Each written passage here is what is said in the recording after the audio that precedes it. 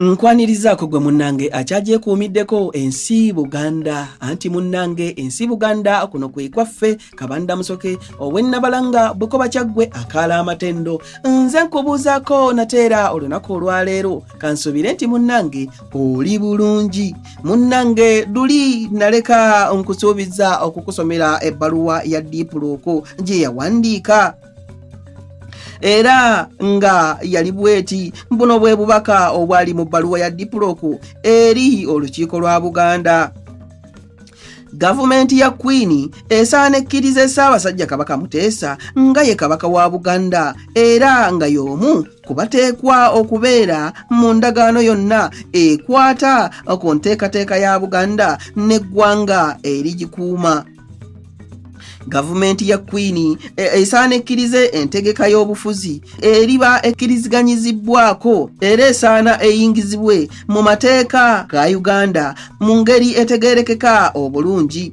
Olwo nno nga gye bujja singa wabaawo ekintu kyonna ekyetaaga okwebuuzibwako wabenga waliwo obuyinza obw'okugenda mu mbuga z'amateeka n'okutuukira ddala mu lukiiko lwa Queen giyite Private Council lwennyini mu kifo kya Protectorate Government okuba nga yeemala enkaayana nga bwe kibadde. Ebigambo bino byombi gavumenti ya Queen yabikkiriza mu ndagaano y'ekiseera ey'okukola mu wiikisi ntono okutuusa ku kudda kwa kabaka. Aligisaako emikono ye gavana okulwa Queen wamu n'abantu basatu kabaka baalironda. Ate ye endagaano enkakafu Ssaabasajja Kabaka Muteesa yali wakugisaako omukono mu maaso g'abantu be ng'amaze okukomawo mu nsi ye. Ku by'okuyingiza endagaano ya Buganda mu mateeka ga Uganda, gavumenti ya Queen etadde akakalu nga eyisaawo ekiragiro oba giyite Order in Council ekijja okubaamu ebigambo ebikakafu ebinaasobosanga kabaka n'olukiiko lw'abaminisita be ku buli nsonga okukwata ku kifo kye oba ku mirimu gye, okusaba High Court ya Uganda okusalawo ku buli kigambo ekinaabanga kibuusibwabuusibwa, ensonga zituusibwe mu mbuga esingira ddala obukulu mu British Commonwealth n'akakiiko akasala emisango aka Privy Council mu London. Kino kigambo kikulu nnyo ekijja okukuuma Buganda era kwe kugenda mu maaso. Nze nga bwe mmanyi okwali kubaddewo mu nsi ezikuumibwa Bungereza, endagaano ya 1900 yalina ebigambo eby'amateeka nga bitabuddwatabuddwa n'ebyobufuzi, ng'olulimi lwe biwandiikibbwamu terukomekkereza kigendererwa.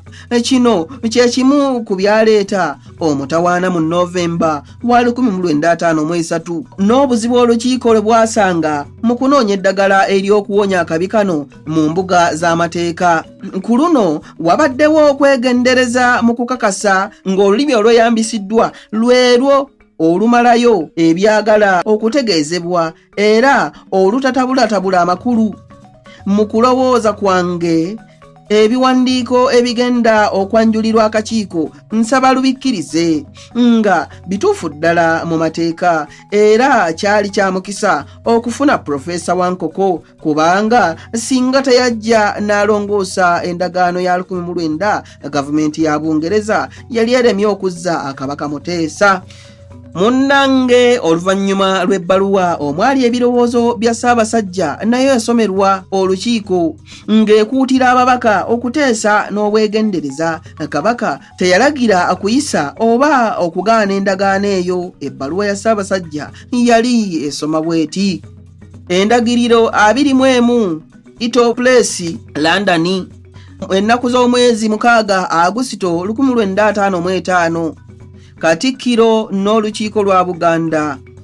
Endagaano embage ku bufuzi mu Buganda ng'olukiiko bwe lwalagira ssentebe w'akakiiko n'ab'amateeka abaakola omulimu gw'okubaga endagaano ndyoke nange ngisomemu era njiweeko ekirowoozo kyange nga nnyambibwa abawi b'amagezi bange. Nsomye era neetegerezza endagaano eyo era n'ensonga eziri mu ndagaano eyo ze nnali neetaaga okwetegereza. Ab'akakiiko baazinnyonnyola nga bakyali eno mu London.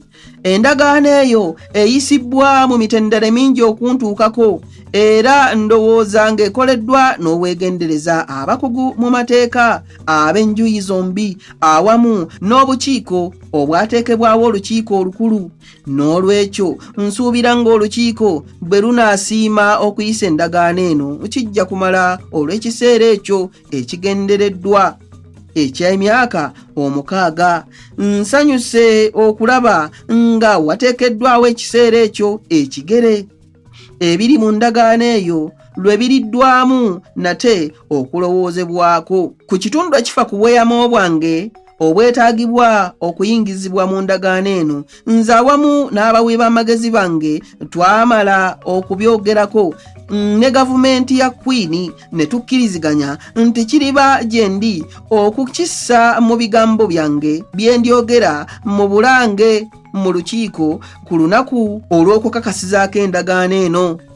Olw'okubanga okudda kwange kwesigamye ku kumala kuyisa n'okuteeka mu nkola endagaano eno, ndowooza nga sisaanye kulwisa lukiiko ku bino. Era kubanga mu ndagaano kikkirizibwa nti mu myaka 6 tewali kirigaana obusonga obutonotono okukwatibwako oluvannyuma nga waliwo okukkiriziganya ku njuyi zombi.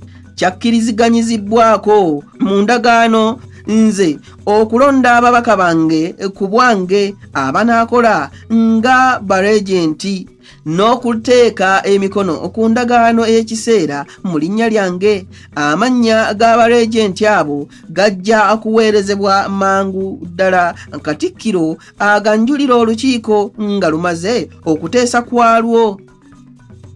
Nga mmaliriza sirema kwebaza omulimu ogukoleddwa obukiiko bwonna era n'abawi b'amagezi abayambye ku nsonga eno enkulu ennyo. Nsuubira ng'olukiiko lujja kuteesa n'obwegendereza. Mbaagaliza emikisa mu kuteesa kwammwe. Ataddeko omukono nze Edward Frederick Luwangula Walugembe Muteesa owookubiri Kabaka. Okusoma endagaano nga kuwedde, Katikkiro Kavuma yasituka ne yeebaza abantu bonna abaatumibwa olukiiko okukola ku nsonga eyali esuza obubi ennyo Obuganda ey'okuzza Kabaka Muteesa ku Bwakabaka. Era yeebaza bapuliida n'abantu abalala bonna abaayamba mu lutalo luno olwali lusemberedde okuggwa. Oluvannyuma omwami E.M.K. Muliira omu ku babaka b'olukiiko era eyali ennyo mu bigambo by'okukomyawo Kabaka naye yasituka ne yeebaza Katikkiro ne gavumenti ye olw'obutetenkanya obungi era n'obukwata mpola bwe. Balaga ng'abakulembera eggwanga lya Buganda mu kiseera ekyakazigizigi eggwanga ne litagwa mu nnyanga. Abange ebyo nno bye by'olunaku olwaleero. Munzikirize nzire ennabalanga Bukoba Kyaggwe akaala amatendo. Tuddiŋŋana ate mu kitundu ekirala nga munnange nkuwa ebirala. Ayi Katonda kuuma Namulondo.